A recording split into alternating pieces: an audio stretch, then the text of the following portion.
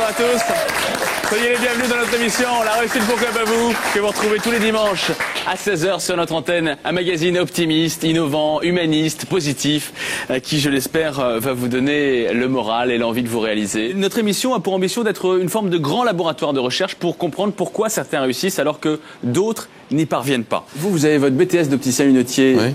Dans ces écoles, on n'apprend pas la finance, on n'apprend pas les affaires. D'où vous est venu ce génie pour le business? J'ai démarré comme énormément de gens, sans argent, avec des dettes, et ma préoccupation était de rembourser mes dettes. Vous avez vendu e-France, donc votre premier site internet, à Vivendi, et vos actions étaient valorisées à 110 €.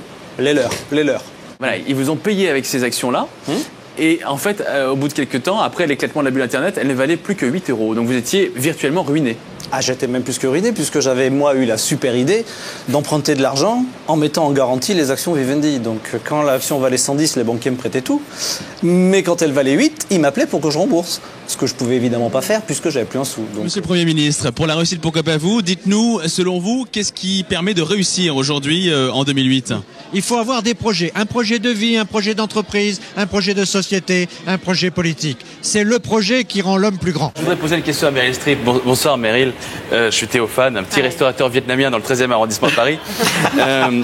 J'aimerais savoir quel est le plat qu'un homme doit savoir faire pour vous séduire.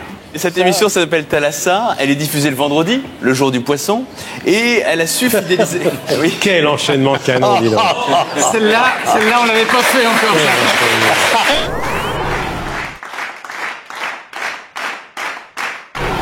Mesdames et messieurs, bonsoir, bienvenue au Westin pour fêter un grand anniversaire, les 20 ans du club des directeurs de la restauration et d'exploitation.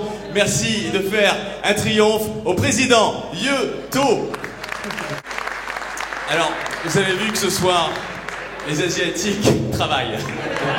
Comment vous faites chaque jour pour inventer un nouveau quotidien qui soit un quotidien gagnant? Écoutez, déjà, j'ai décidé de ne pas l'inventer seul. Donc l'esprit d'équipe. Effectivement. Soyez les bienvenus au Théâtre des Variétés de Paris. On leur a tout simplement posé la question, quelle est selon vous l'influence du Green IT sur le potentiel du CA de votre entreprise? Alors juste, excusez-moi de vous couper, le Green IT, on est bien d'accord, ce sont des produits informatiques qui sont respectueux de l'environnement. J'ai demandé à Jean-Pierre Foucault de bien vouloir m'aider dans cette mission. Et bien bonsoir, nous sommes en direct au Théâtre des Variétés pour ce quiz. Alors, première question. Je me rapproche de mon public. Première question, c'est avant le premier palier.